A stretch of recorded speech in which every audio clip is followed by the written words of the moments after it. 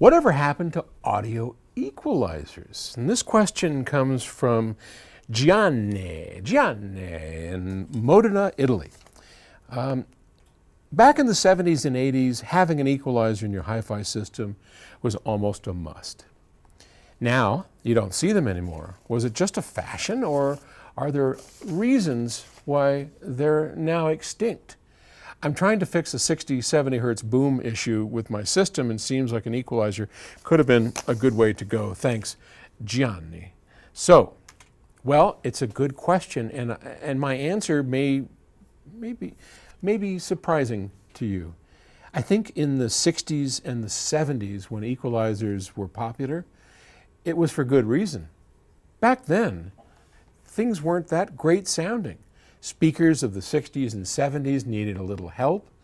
There were classics, of course, your Altec Lansings, your JBLs, the Rogers LS3, what else was around back then, quads and whatnot. And while, of course, there's always been perfectionist audios that are purists.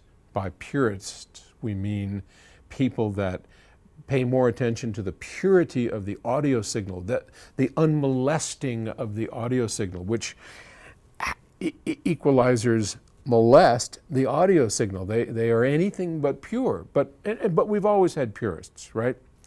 But you're right, the majority of people back then had bass and treble controls, had loudness controls, which I think we've talked about before. A loudness control helps with the Fletcher-Munson curve problem, where at lower volume levels we don't hear sound evenly. So when you have lower volume levels, the bass and the treble appear to our hearing to have been rolled off, when of course it isn't, it's flat. So the loudness controls were bass and treble boosts at lower volume, and then as you turn the volume up, those boosts went down to flat.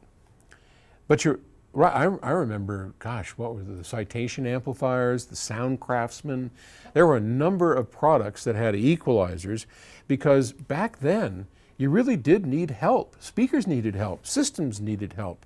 That was kind of in the infancy of hi-fi and high-end audio. It was just getting started back then. So, of course, we had bass and treble controls, because it was the duty of the amplifier and the preamplifier to set things right. And, not to mention, many recordings back then were pretty bad.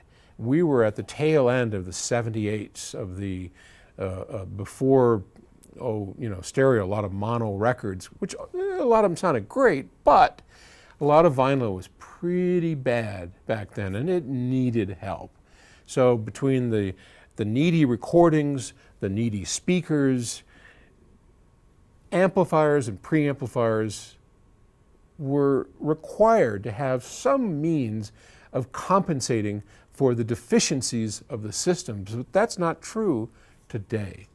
And today, you have speaker systems and recordings that are spectacular. And for the most part, even the cheapest stuff out there doesn't really benefit from a bass and a treble control. So unless you have something specific, like bad recordings, or you have a problem in your room, then I would kind of stay away from them. And for your room, I would work on getting rid of that problem using other techniques, not by reducing the frequencies at a specific point so that you have that.